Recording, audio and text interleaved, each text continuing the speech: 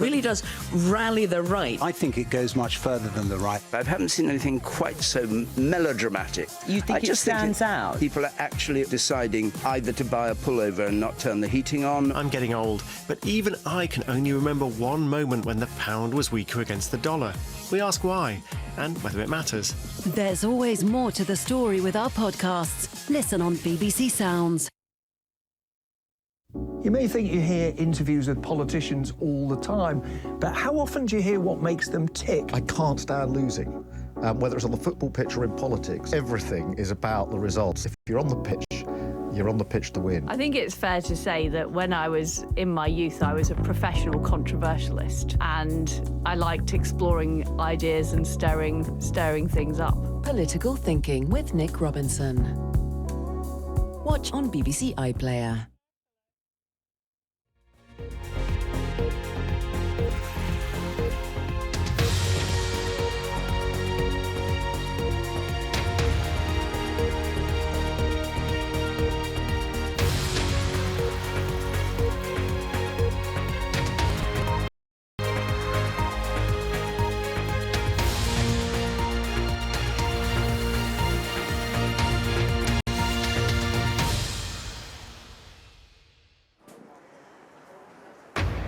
Hello, this is BBC News. I'm Martine, Croxall, live at Westminster, where the race to become the new Prime Minister and leader of the Conservative Party is on.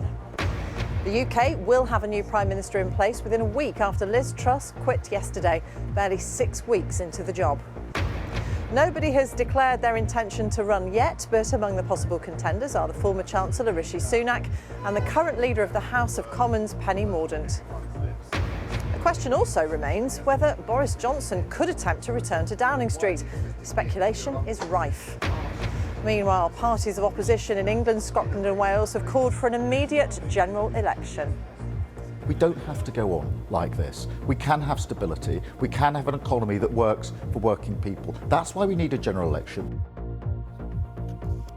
I'm Samantha Simmonds. In other news, a warning: the health and social care system in England is gridlocked and unable to cope with the demand, putting vulnerable people at risk. UK Chancellor vows to do anything necessary to protect the economy, with government borrowing up and people shopping less. Oscar-winning actor Kevin Spacey has sexual assault allegations dismissed by a jury in New York.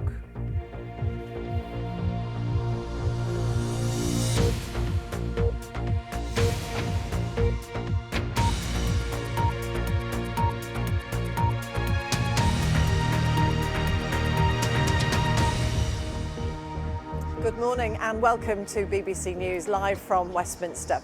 Liz Truss moved into 10 Downing Street when she became Prime Minister just 6 weeks ago. By the end of next week, at the latest, she'll be gone, making her the shortest-serving Prime Minister in British history. She tendered her resignation to King Charles III yesterday after a premiership marred by financial turmoil, a series of humiliating U-turns and key ministerial sackings, and of course, that day of chaos in Parliament in which party discipline fell apart. Well, speaking outside Downing Street, Liz Truss said that she could not deliver the mandate on which she was elected. There will now be a fast-track leadership election to decide who will be the new leader of the Conservative Party and ultimately Prime Minister. Nobody has announced their intention to run yet, but Penny Mordaunt and Rishi Sunak are seen as contenders, and backers of Boris Johnson are urging him to stand. Well, let's take a look at how the contest will work.